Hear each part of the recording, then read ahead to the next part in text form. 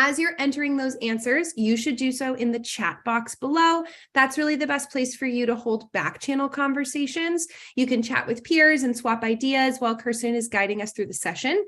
Make sure that you select everyone from the dropdown. Otherwise, if you just send it to the hosts and panelists, it's really just me that sees your comments, and then I feel sad because you add wonderful contributions and nobody answers them. So make sure that you put it everyone in the drop down there. If you've got a question that you would like Kirsten to answer, we are going to hold a question and answer session on the back quarter of our time together.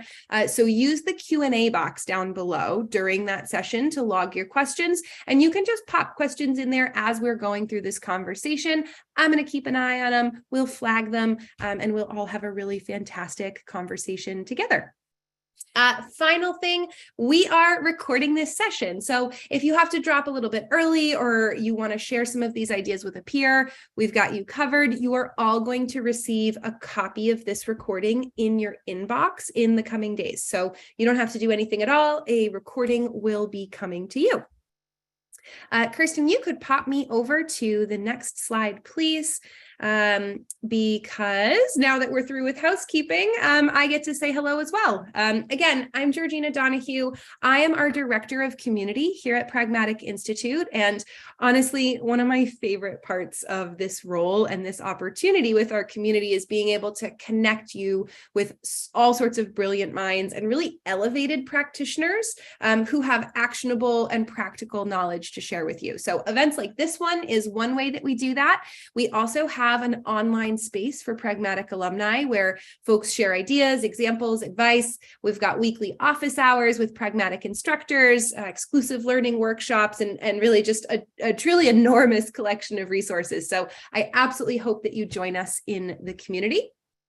We can pop on to the next slide now because I hope that each and every one of you will help me to welcome Kirsten Vendetta. She's the Senior Product Manager at LinkedIn, and she's going to lead us in a conversation on which key concepts product professionals should be focused on to really fuel their 2023 and how you can really focus your prioritization to serve as your biggest ally, right? Kirsten is an absolute delight. You're going to love her. She's a thought leader, she's a team leader, and she's truly obsessed with helping people find elegant and simple and innovative solutions to their problems. So what could be more pragmatic than that, right? So today she's going to talk through 6 of the most applicable and actionable product principles for PMs to really use and focus on as we head into a year that's estimated to be a bit of a wrench in the business cycle. So Kirsten, thank you for being here and welcome. Thanks so much, Georgina. I am excited, a little nervous, also excited. Thanks everyone for joining us today. Real quick, the disclaimer, I need to put this out here, right? These are all my own views. I will talk about my experience, but of course, change names and companies to protect the innocent. And obviously not give anything away from current or former employers. But I do want to tell you just a little bit about my background, not for any other reason other than to let you know, excuse me, what lens I see product management through. And so my experience really has gone from startup, large enterprise. I've been in higher ed. I've held multiple roles, but the biggest thing is that I see products through the lens of B2B for the most part. And so a lot of this will be B2B. You'll hear my examples will be B2B because I don't want to take other people's examples. I do have a little bit of experience in B2C, but for those of you in B2C, you experts out there, feel free to share with the group too if we land on something where you have additional insight to share. Oops. So for when I was thinking about what I could possibly tell, PMs from everywhere with all different types of products, what are the principles that will really help you get through what is supposed to be a pretty deep trough next year in the business cycle? Excuse me. And when I thought about it, it was really how to build resilience. And there's no, one way we as PMs can all build resilience in our roadmaps and in our products, but there are paths and approaches to building resilience. that will help us, depending on where we're at, will help us sort of sustain and weather the storm coming at us in 2023. And so when we look at the 6 principles that I'm going to go through, one of the things I want you to keep in mind is you really have to look at where you're at and what you're optimizing for this year. If you're a new product and you're trying to get out to market, what you're going to be doing is very different than someone who is growing a mature product, maybe somebody who's looking at sunsetting sunsetting features and moving into something else. So take all these principles, apply them to what you're looking at, and hopefully you'll find some things that will help you get through choppy waters. So when we talk about resilience, just real quick, resilience is the capacity to withstand, recover, and adapt. And what that means is you're weathering a storm, you get knocked down, you get back up. And so when we're building resilience, what we're doing is we're building in the capacity to deal with unexpected change. I don't know what's going on with my voice. I'm so sorry. But we really, in order to build in capacity to deal with unexpected change, you really have to understand your environment, the environment that you're in. And so we talk about, as PMs, we talk about looking at trends, our environments, our competitors, we do market analysis. But what does that all mean? Like, what do we actually look at? How does that impact us? And how can we kind of look out and see ahead as we try to adapt and make decisions? And so when we do that, we understand, when we stretch, we can understand our environment more and then dig deeper and see how that's connected to us, how we get impacted. So 2023, really just like any other year, right? It's going to be full of uncertainty. But this one's with uncertainty, ambiguity, which as PMs we're used to, but it's coming with a pretty deep trough in the business cycle for a lot of folks. So here are sort of some ideas that I have.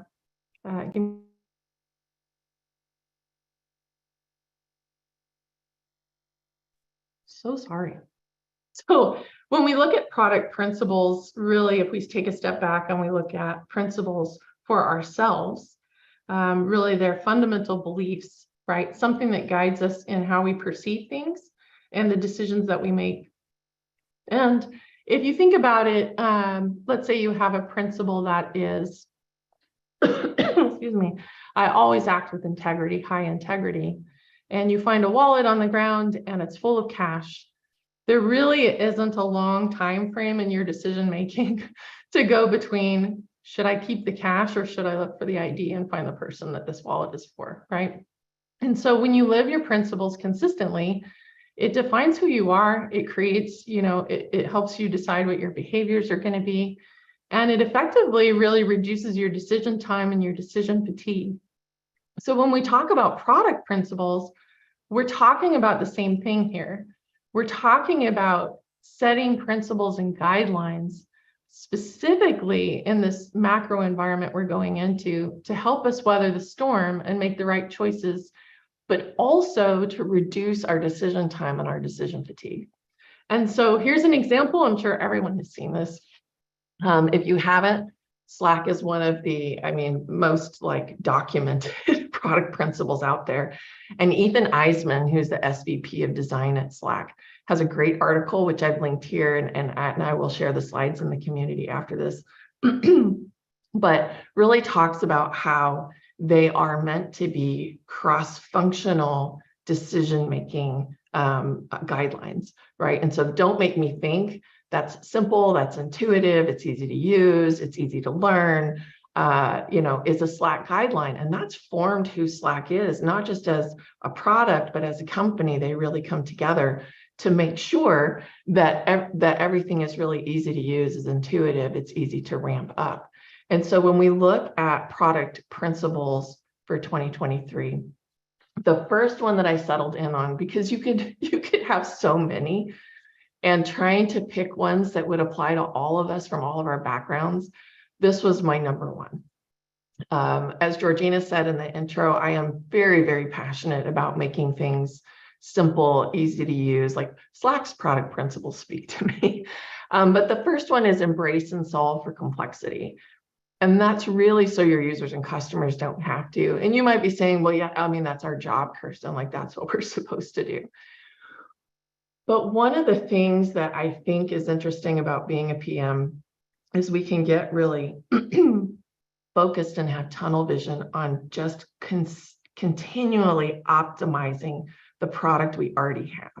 We're just churning into like continually making this one problem we're solving better over and over again. And we rarely find the time, a lot of us anyway, rarely find the time to really come back out and look at the complexity that we live in. Our world is infinitely complex.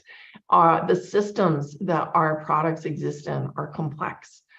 Even if you have a game app, the system at which sociocultural economics are impacting whether somebody's going to pay for, something in your app or not, it's still complex.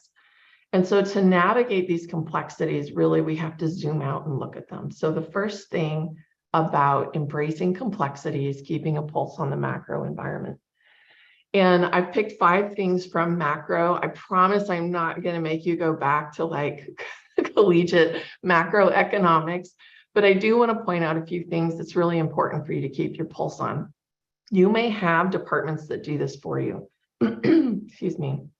For example, you may have a legal department, so you don't have to know that GDPR is coming. They will tell you, right? But for economic factors, this one's just, I think is probably obvious to everyone, but when purchasing power goes down, spending goes down, which means revenue goes down, and we optimize for revenue in a lot of ways.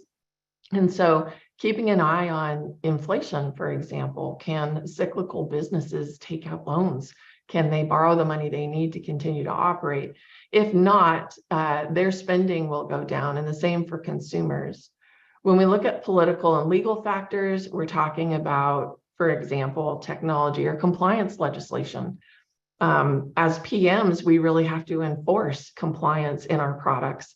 And a lot of that sticks with data privacy laws and things like that. So you may have teams that keep you informed on these. But for example, Section 230 in the US is going to the US Supreme Court in July. And so that could have a huge impact on social media companies, on websites and what they display. So kind of having those and understanding what might be coming your way there is important. The same thing with technological factors in your macro environment. So if you look at an example of, innovation and maturity, we have the rise of the internet was pretty big, the rise of cloud computing, the evolution of AI. We have ChatGPT now to play with, and our impending cookieless world coming next year. And so there are changes that are going to impact what we can and can't do with our products that we really need to know about when we're looking at this macro environment. The ecological factors are important, especially for those who are working in hardware. So if you ship phones or something like that, the raw materials matter, your supply chain matters. Being environmentally friendly can really matter. Sustainability is a big piece of corporate social responsibility. And so in our sociocultural factors, we have our, society is demanding that we have sustainability or that we have goodwill from corporations. And Ryan Roslansky even said, those companies that put together doing well, doing good for the world and doing well in business are really going to succeed. And so when we see those all together, they become really important influencers for where your product likely needs to go. And then in the sociocultural factors, I just want to call out one more thing in there. There is a huge shift. The pandemic was like a huge light that shined on all of us, where we came out of that and said, life's short. I want to work on something meaningful. And so meaningful work is one of the things you can actually give the world and your team as you go through and prioritize. Georgina, real quick, I just want to do a time check. Okay, 10:16. Excuse me. So the other thing that we're going to zoom in just a little bit more from all the way out there, and we're going to look at our industries. So again, I come from a lens of B2B, but when we're looking at industries and how the macro environment is going to impact them, there are some, historically known recession resistant. I've seen them called recession proof. I don't think anything's recession proof, but recession resistant types of businesses and industry. And then there are cyclical, meaning as the business cycle goes up and down, these actually are impacted by that. If spending goes down, these industries are impacted. So some examples of that, maybe next year, folks, there have been layoffs in tech. Maybe folks are not taking big vacations. Maybe instead of buying, the luxury copy, they're switching to something that's more budget friendly. So discretionary spending goes out. And what's important about this is understanding where your customers sit. Trust me, your sales teams are already looking at this and they know. And so you can ask them what they're looking at. But they already know that, government is likely or healthcare is likely to still have cash in their pockets, and they're going to go after them. And then all of the sudden, really, you're solving problems for the ones that still have the cash. And you have to be really careful about, losing sight of your long term. So that's why this is important too, is suddenly your pockets coming your way, the cash coming your way might be a very small subset of your overall customer base. When we're looking at keeping a pulse on our buyers and customers, so again, in B2B, you have your customers, those are the people that are purchasing, and then you have your users. In B2C, they're the same generally. So I have a couple of different examples on here, but for example, if we're looking at B2B, you likely have some customers who have moved into operational risk reduction, right? They're battening down the hatches. They may have reduced headcount. If you're in tech, you have been living and breathing this news for almost the entire year. They're reducing spend. They're consolidating tools and applications. Trust me, if you have a single problem solving, even if it's best in class, a single problem solving point tool, B2B customers are looking for ways to cut costs, and they may take the product suite that has not as great of a solution, but still solves the problem and for a lower cost.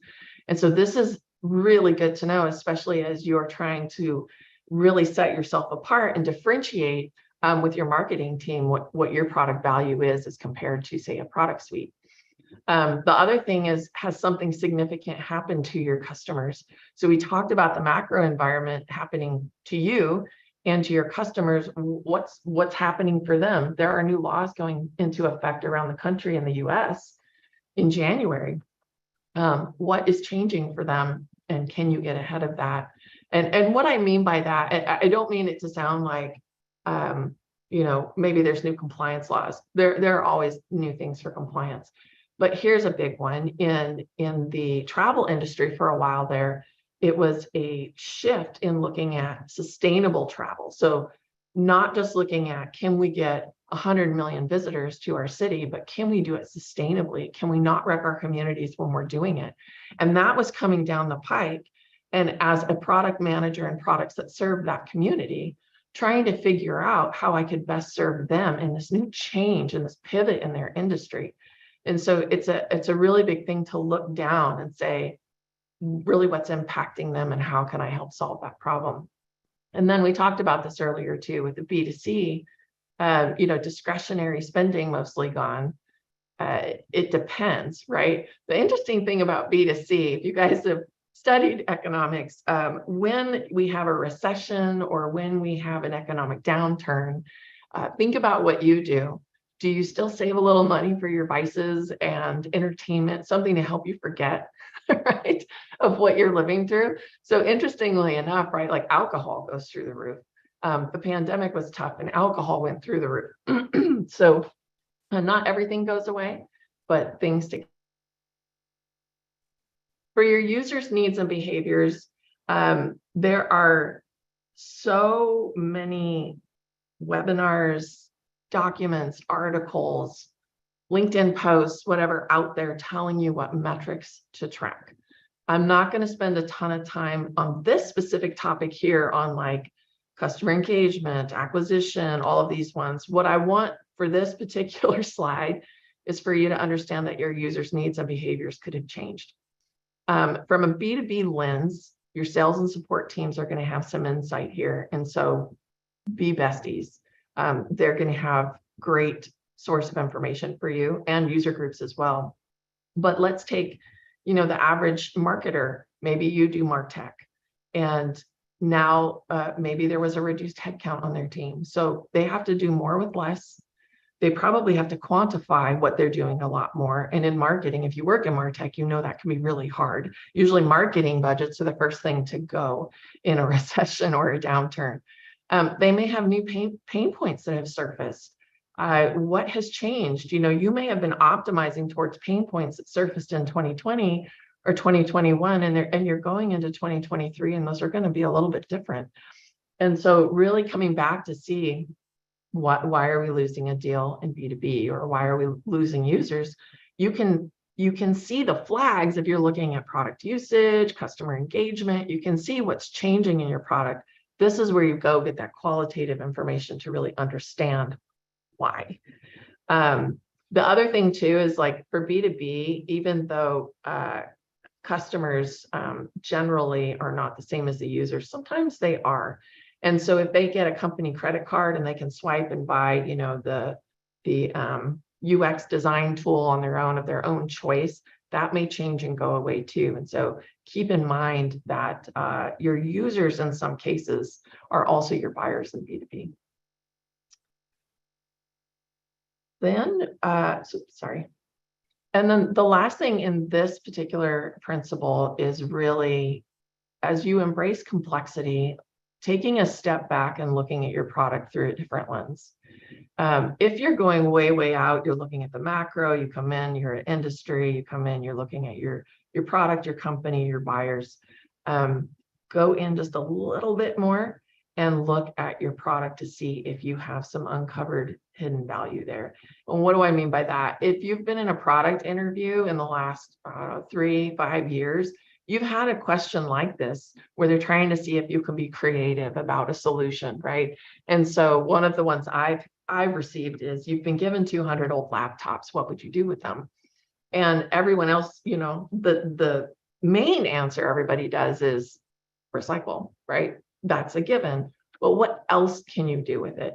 And what's interesting is we have the opportunity with the metrics that we can look at, our product usage specifically, especially in complex systems where you manage a lot of features across many different personas. You can look and see what they're using a lot. You can also qualitatively ask them, like, what workarounds are they doing they have filled their own gap? Users do it all the time. You've seen like the UX design where it has like the sidewalk, but everybody walks across the grass instead and make their own path. I mean, users are going to do that. So finding out the workarounds that they're doing to fill the gaps you haven't filled yet can be a way to extend your product. And then what other jobs to be done? I'm going to dig into this a little bit more in a separate slide. So I am going to move on from here into principle number 2. I'll probably pause around principle 3, but let me know, Georgina, just feel free to pop in if you see anything that might be timely for a question. So product principle number 2, I think, is really important. Be customer intimate. I do not mean fall in love, although you should absolutely be in love with your customers' problems. You should be in love with your customers' problems. But what being customer intimate means, it's really around customer intimacy. And so it's understanding your customers' problems end to end holistically. And the reason that you want to do that is so that you can solve more of their problems. Now, I'm not advocating, I have this note down here, I'm not advocating for you to leave this session and go back to your leaders and say, we're not going to make it through 2023 unless we change our entire strategy. We're not best in class anymore. We're a product suite. Like, that's not what I'm advocating for. But true innovation comes from empathy. Satya Nadella, CEO of Microsoft, has said that many times. And when we get empathetic with our customers, we can see from end to end all the problems that they need solved. We are not going to solve all of them, but it helps us solve more of them. And if we can solve more of them, we can increase stickiness, we can increase customer engagement, we can increase annual recurring revenue. There's lots of things we can increase. So, and I will show you in additional slides. But your product provides value today. This is not talking about enhancements of your existing problems you're solving, but stretching into new problems to solve that are related to the one you're in, so that you're providing a more holistic solution. So when we look at, let me see here, why is it important to be customer intimate or have customer intimacy in 2023? First, we talked about customers finding ways to cut costs. They may be switching from, high quality, best in class to maybe cost leadership or suites. And I'm telling you right now, the product suites are coming for you. If you are a best in class, single problem solving point solution, businesses are going to be looking to find ways to see if they can condense how many vendors they have, how many tools they have. And so you're really going to be fighting for those dollars to hold on to that if you can't stretch into other places to solve problems more holistically. Now, if we're looking at, here's where customer intimacy helps you win. What this means is I should back up. Customer intimacy means that when you know them end to end, you can offer solutions that they may see as a one-time purchase. It's not just a subscription. They look at it at renewal time for upgrades. They look at it as one-time purchases, because you're watching as their needs evolve and you are evolving with them. So it's more than just optimizing the problem you're already solving. You're evolving to solve more problems for them. And it can increase your annual recurring revenue with those three areas. It can increase your customer lifetime value by them consistently increasing their ARR and the time, the customer acquisition time. So when you do customer intimacy, a lot of times that requires you to sort of hone in on a particular group. I'm going to use an example of a former employer. So Simple View was the tour and travel industry that I worked in, and I ran the flagship CRM product there. And what's interesting about that group is because Simple View found a way to be customer intimate, they knew their customers' business inside and out, so much so that they serve as advocates in the industry on behalf of their customers. And that just drives network effects like crazy. It increases the customer loyalty to a point where you actually have customer-driven growth, where they're like, well, you're the solution provider. Do you have one that does this? Do you have one that does this? And that can actually decrease your customer acquisition costs by being customer intimate. So again, I'm not advocating for pivot your entire business strategy, but the more you know about the end-to-end, the more you can extend into solving additional problems, as long as it still sticks with your product purpose, your product vision. And then for product principle number 3, I'm going to pause for a second. Originally, when I was talking with Pragmatic about this, I had said, like, ruthless prioritization. I'm going to correct myself in a later slide here soon, but this one is really, don't lose sight of the long term. When we enter these periods of uncertainty, the waves are crashing against the boat, we're going through choppy waters, and we think, well, we need to change our strategy. Not necessarily, right? If you look at Slack's product principles, those are likely not changing significantly in 2023 because it's who they are, right? And so what is most important in principle number 3 is that not only do you not lose sight of the long term, but you still want to focus on the highest value that you can deliver. And the reason is the highest value matters not just for your customers, but for your business, right? Everybody wants the biggest bang for their buck. And if we're not focused, we can get lost in the fillers. We can get lost in look at all these updates we made. We made 27 updates this last sprint. If none of them mean anything and they aren't getting your company any ROI, it can be really tough to show that you're proving impact. And we need to do that for sure every year, all the time. But in 2023, it's especially important. So one of the ways to do this is, I'm sure you've heard of prioritization frameworks. You probably use some. You probably have some that are your favorite. Each of these that I have up here, I have used, I have found value in. Some of them I have used at the same time, depending on how I'm doing the work. But the biggest thing to know is that when we're focusing on high value, we have to be able to back that up. And so if you're not currently using a prioritization framework, I really encourage you to start. Because one of the things that's going to lend you is, I had a product mentor that used to say best notes wins. And when you go into a meeting with your senior leaders, your stakeholders, and you have to talk about the whys, the whats, and the nos, you have to have supporting information to back that up. Your opinion doesn't matter.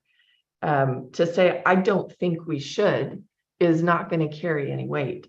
The only time that carries weight is when you're a hippo, right? You're the highest paid person in the room. So for this one, the example I have here is a value versus effort 2x2 matrix. And when we talk about what we should do, we really are looking for those high value, big bets, quick wins.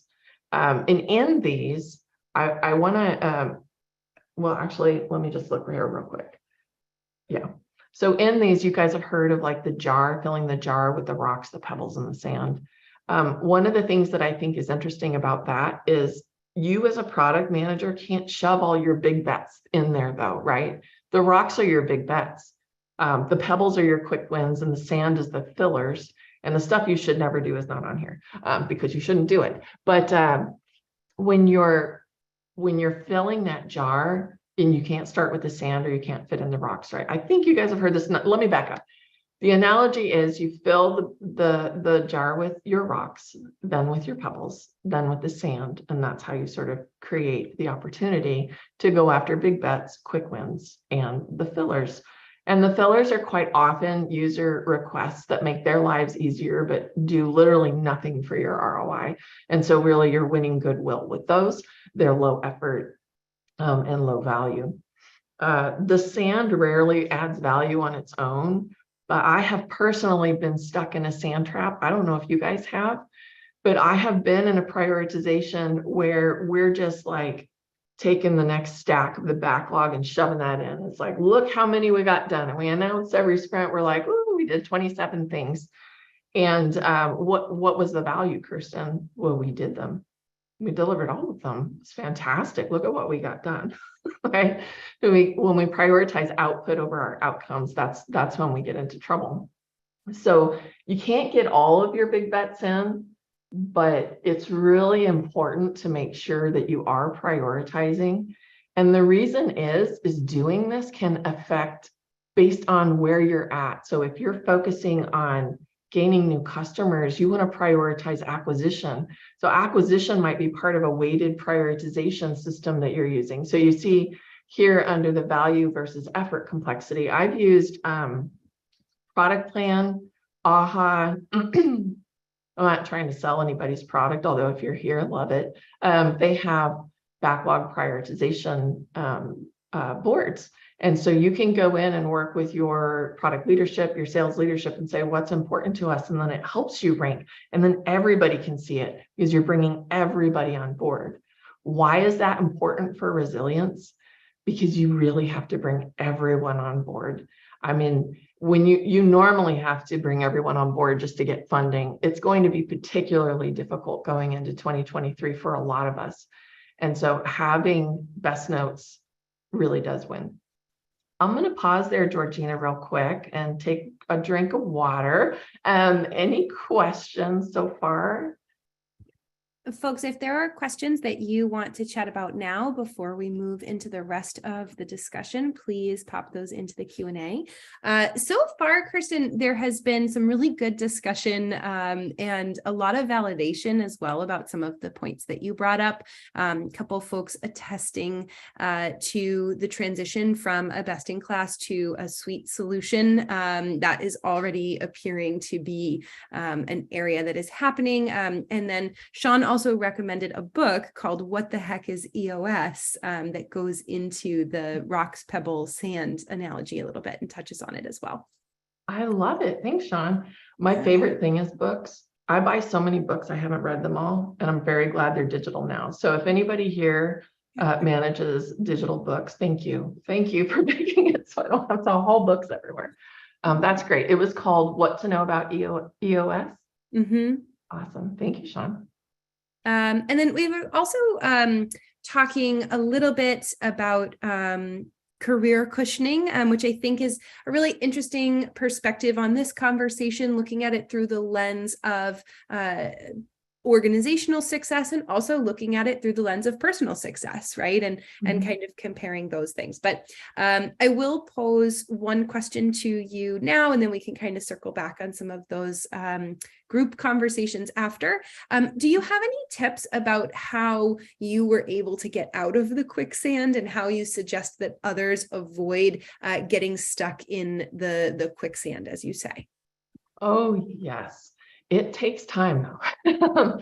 So I think one of the biggest things is, especially if you are in an organization where there's a lot of gut decisions, maybe there's a lot of decisions from your hippos in the room.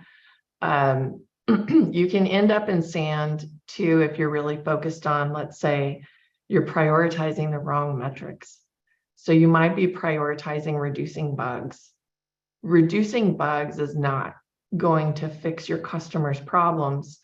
They're going to fix your problems. They may fix, I mean, if it's a critical bug, yes, please fix it. But like, if you're trying to clear out the backlog because there's hundreds of bugs in there and it's tech debt, is that important? Yes, but it's a very quick way to get stuck in the sand trap. So what I have done historically is, exactly what I'm putting in this presentation is to move outward and come back in again with best notes wins.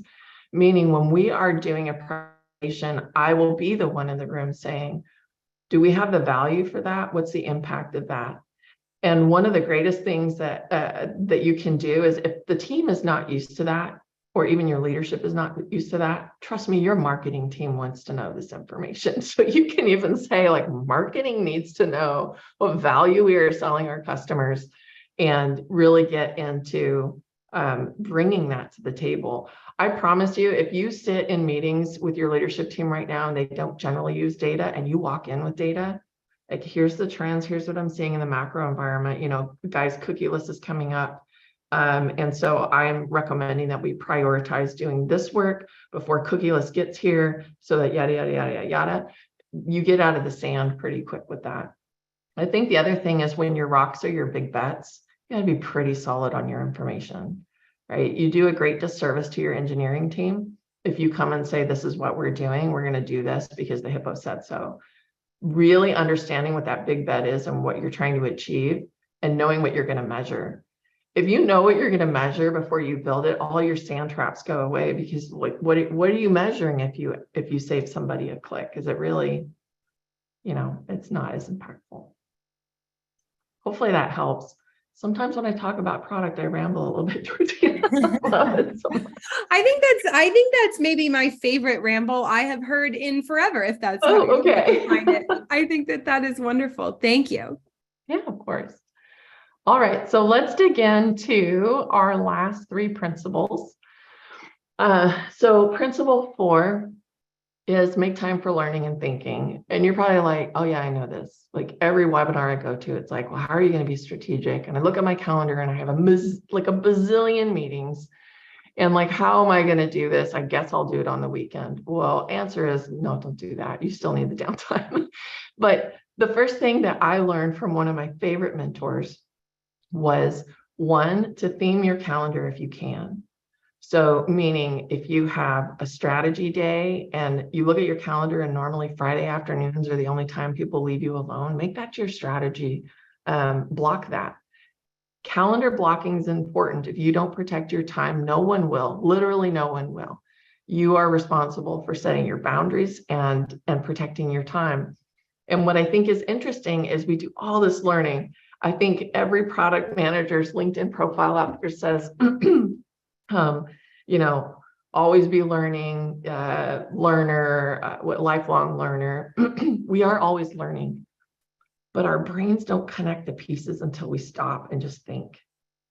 And I will do things like, my husband thinks I'm nuts, but I will do things like get up at 5 o'clock in the morning and sit in the living room by myself and stare at the wall for half an hour, just to let my brain like take everything I've learned, try to digest it, relate it to something, connect it to something. It makes all the difference in how you approach conversations with your team, how you approach them with your leadership. Sometimes I'll take a particularly tough conversation or stakeholder interaction from the day before, and I will sit and think about not just what I could have done better, but actually put myself in their shoes. So the next time I talk to them, I'm really connecting. So there's different things you can do there, but the hardest part for PMs is to make the time. You have to do it. I know you feel like you can't. I know you feel like, well, if they book over it, that's fine. If somebody books over it, move it, but make the time for it and make it non-negotiable. It makes you light years better at your job. Product principle number 5. So actively engage stakeholders to align early and often. You might be like, yeah, okay, well, that's a given, Kirsten. Why are we talking about this? But in the best of times, you want to align early and often. In the worst of times, you really, really want to align early and often. And the reason is when you have participation through active engagement of all of your relevant stakeholders, it is fundamental to building resilience. You're not just creating connections, you're not just aligning, like you are putting the pieces together for everyone, and you're serving as that one piece in between everybody else that understands what everybody needs. Excuse me. And you're building trust and relationships, and trust also builds resilience. And so when we look at this, when I was talking to Pragmatic early on, they were like, well, what would you talk about? And I was like, oh, ruthless prioritization. And then as I was preparing this, I was like, oh, that's the wrong word. That's not right at all. Like, I really don't want anybody showing no pity or compassion when you're prioritizing. I promise you, if you're that PM that just bulldozes people, I mean, you might be getting numbers now, but eventually no one's going to want to work with you. So it's really, really important. It's not good for your sanity to walk around thinking, well, I'm in charge and this is what we're doing. And it's not good for your team morale. It's not good for your team's performance either. And if you want to really build a high performing team and be part of a high performing team and be an effective PM, ruthless that's not where it's at. So it's really hard. We do have to say no to a lot of people that it's tough to say no to. And the number of no's we have to say is about to increase exponentially. And the reason is we may have reduced headcount, we may have reduced funding. Our big projects may have already gotten cut. Some of our rocks already got tossed out of our jars and we're down to sand and pebbles going, well, how do I make this meaningful? How do I make this impactful? My timeline's been shortened, whatever that may be. And so you guys see the guy with the cat, he's so sad. He's like, I just want you to make my reports easier.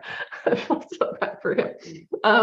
But and then the lady in the middle is like, I need you to explain this to me. Like, why are you saying no? So it's really important that we learn how to say no in the best way. And there's a lot of content out there. I'm not trying to replace all of that, but this is what works for me in saying no. And really what it requires is that you connect all the dots. And so you have to understand what their goals and objectives are. When you're talking to a cross-functional partner, whether it's UX, engineering, maybe it's marketing, like what are they after? It will tell you why they're asking you for what they're asking. What do they have to optimize for in 2023? What are their pain points when it comes to supporting your product? And then how is 2023 impacting them?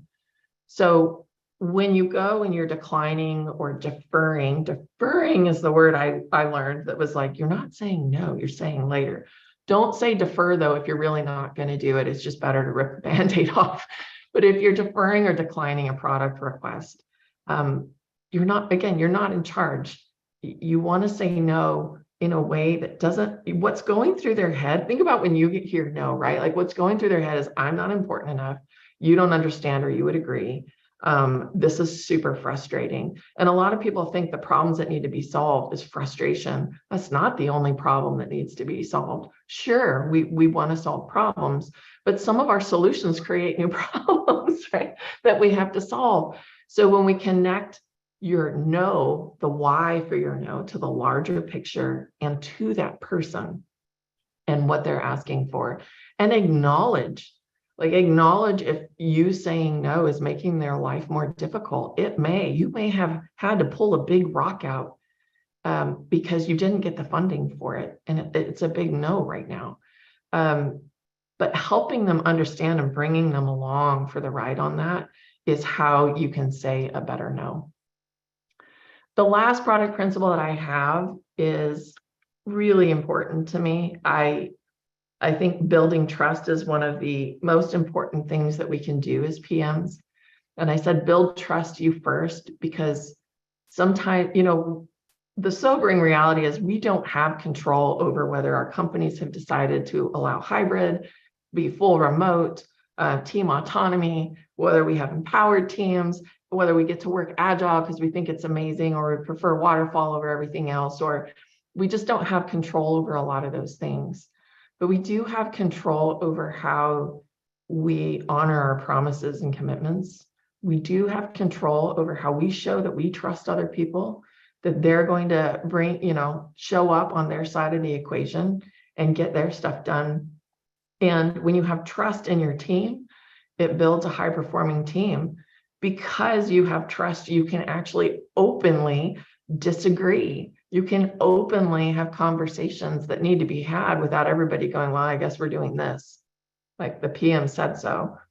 It has to be ingrained in our products too. If we don't have trust with the businesses that we serve, our users, their data privacy, their security, just trust is everything. It is the foundation. So how do you build trust so that you have resilience, not just in your roadmap, but as a PM? One, with your engineering team, you are the voice of the customer and the voice of the business. And you have to come in hot on those. Like, you have to know everything we've already talked about. You have to have looked at your metrics. You have to understand that if they built something, you have to give them the feedback. They have to be able to trust you, that you understand the complexities of what they're operating in order to provide a solution. Your customers need you to understand them. And that goes back to that customer intimacy. Like, I don't want to just assume how a customer should work because this is how I built my product. And so I'm telling you what you should do. And they're like, I literally don't have time for that. I'm down 6 headcount. I have 2 people on my team. Like, I cannot do that. Please stop telling me that this is how I must use your product. Is there another way around this? And really understanding and identifying what their problems are that you're trying to solve. And your leadership is trusting you to deliver. And one of the things that I think is interesting, like as a new PM for me, it's like, I can be a PM. I know the product the best. Just give me the job. I can do it. It's not about knowing the product best. It's about earning trust from your leadership that you're going to deliver what they need delivered. And in order to do that, you really have to step back and look at everything around you and understand that you are sitting in the middle of ambiguity, uncertainty, and complexity, and be the one that's like, I am going to bring this all together for the team so that we can move forward. And so that's why PM's jobs are really, really hard, because you have to know everything and be everything to everybody. But that's why building trust starts with us. So if you are, I've been in product 8+ years, but even before that as a business analyst in special projects. And one of the things that's tough is I came from the butts and seats, right? That's what's productive. That's how we move. We're moving to trust by looking at outcomes, right? And so as a PM, when we talk about build trust you first, that can even be in conversations with your leadership when you have to say something is not done, and not immediately throwing your engineering team under the bus because you didn't see them online all week, right? So be that person that shows the trust first, and it follows. I promise you, it follows. And with that, I say we really have to lean into the new way to work. I know you don't have control over whether you get to be hybrid or not. I totally understand, but I can't sit here and tell you fully distributed remote teams are the best, and so go for that. But the more you show up for your team, for your stakeholders, for your cross-functional partners, and really choosing the meaningful work, make it meaningful for people to come to work. Connect the dots between the rocks and the pebbles and the sand. Like, well, we didn't just put the sand in because we had room. We picked these sand granules specifically because they relate to the rocks and the pebbles. And this is where it's going to take us if we do all these things together. And it really builds trust, and kind of, I feel like it helps the engineering team too start to see you. Sometimes engineering just doesn't see the value in a PM. They don't. You can go to any forum, right? And they're like, what do these people do? This is what we do. And so much of it is behind the scenes, but the way that we make it come out is to communicate and do what we say we're going to do and build that trust with our teams and our leadership. I have to say, like, I feel so lucky to be at LinkedIn, where Ryan Roslansky came out last year and was like, we trust people. We trust people to do the work wherever they're going to do the work.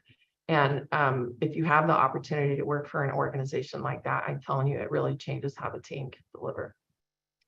So here is my summary, Georgina. These are all of them, all 6. Thank you so much for having me. I'm glad I actually found 6. It was really tough to try to find something that I think helps everyone, but hopefully you guys have found these actionable and useful. I think that is a resounding yes. I think they absolutely have been. There has been a tremendous amount of chat in the chat box. I think that folks have really resonated with the balance of ruthlessness of having to say no, but not living your life as a type A bulldozer that sometimes you are pigeonholed as, or maybe you convince yourself that that's what you're supposed to look like if you're in a PM role. So really balancing ruthlessness for your priorities with compassion and trust for those that you are working with and building relationships around. So I think that has been a really high touch point there in the chat. We do have a couple questions that I would love to pose to you in the last couple of minutes here. I do see a couple of folks asking if the recording will be shared. Absolutely, it will be. You'll be able to go back and review this awesomeness time and time again. Just keep an eye on your inbox because you registered, it'll go right to your inbox. So you'll get a recording. So thinking about as you're trying to work with your stakeholders, right? Do you have any suggestions for how to combat stakeholder fatigue when your users are maybe a little bit reluctant to give you the data that you need to convince your stakeholders, right? So like when your users are like, I don't want to have another conversation, I'm tired of taking surveys, but you still want to come in with top-notch notes to your stakeholder conversations, where do you go from there? That's tough. So I have been there, and one of the ways that I ended up there is I asked my users over and over for their feedback, and then I didn't action on it. So the first thing I would say is preventative, meaning it's great to ask someone for their time, but everybody has jobs, everybody has things to do. If your user is taking time out of their day to give you feedback, it's a gift. And you clearly know that because you're like, well, they're done giving me presents. And so I've been there, right? Especially if we ask a lot and we don't deliver the solutions that they're needing. I would say this, I have, because you can't just constantly run user focus groups. You can't just constantly be sending surveys, and surveys is like a whole other science that needs to be done really well to actually get something actionable. So I actually make really good friends with my sales and support teams too.